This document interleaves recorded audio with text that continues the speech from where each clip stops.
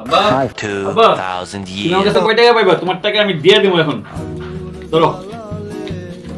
হ্যাঁ, হিসাবটা করো, সব টাকা আমি দিয়ে দেবো। আজকে তুই হঠাৎ করে টাকা পাইছিস কই? ঠিক আছে ঠিক আছে, দিনটা খাবা না, তাই হিসাবটা করে লই। আগে দিয়েছিলাম তোমারে 100, ঠিক আছে, পরে দিছি 100, যোগ করলে কত দাঁড়ায়?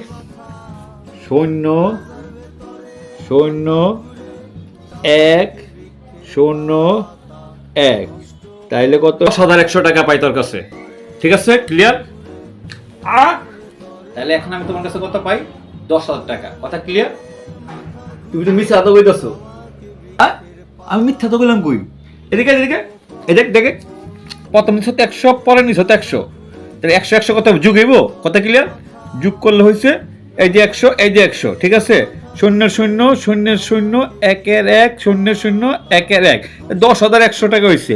তুই আমারে দিতেছ 100 টাকা, বিয়োগ দিমু 100 টাকা, 0 0 1 1 মিললে 0 0 1, তাহলে আমি তোর কাছে পাইতাছি আর 10,000 টাকা, একদম ক্লিয়ার।